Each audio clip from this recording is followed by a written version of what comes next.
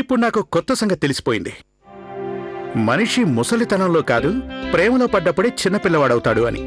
అంటే అంటే ఏంటంటే ఆది మొదటిసారి గుడికొచ్చినప్పుడు 5 ఏళ్ల పిల్లాడు. అప్పుడు నేనే ఇతన్ని ఎత్తుకుని తీసుకెళ్లాను. ఏదో దేవుడి దయ వల్ల ఇప్పుడు ఎవరూ ఎత్తుకుని అక్కర్లేదు. సరే పదండి. ఒక్క నిమిషం.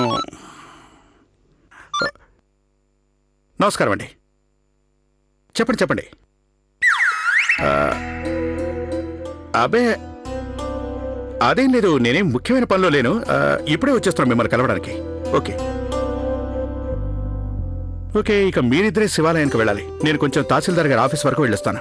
భూమికి సంబంధించిన పత్రాల విషయంలో కొంచెం పనుంది. ఓకే, మీరిద్దరు వెళ్ళండి, సరేనా? అమృత, నా బదులు నీతో ఆది వస్తాడులే.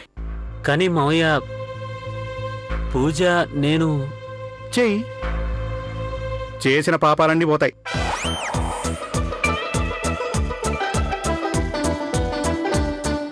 వెళ్దామా?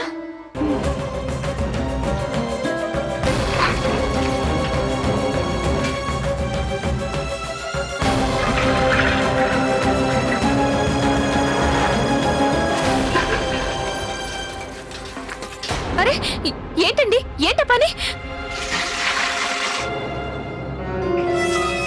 పో, ఇక వెళ్ళు. అంత పని చేయకండి.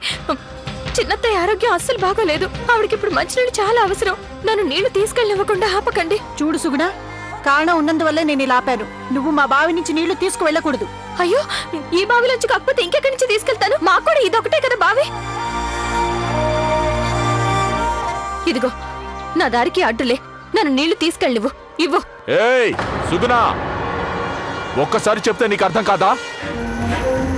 ఈవిడ గారేం మీ అమ్మగారు కాదు. ఊరికే దబాయించకో. వెళ్ళిక్కడి నుంచే వెళ్ళు. కొంచెం నా మాట వినండి. ఈ నీళ్ళలో ఒక్క చుక్క కూడా మేము ఉపయోగించాం. కానీ మా అత్తయ్యని మేము దయచేసి కాపాడుకొనివ్వండి. ఎదుగో సుగుణ, మేం మాత్రం నీకు శత్రులమా?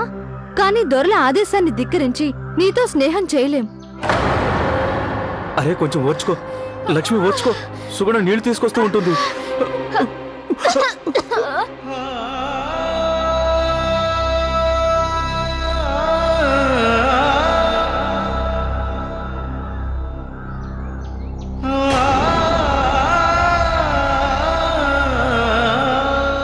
ఎక్కడికి వెళ్ళను? నేను నీకోసం నీళ్ళు ఎక్కడి నుంచి తీసుకురానత్తయ్యా?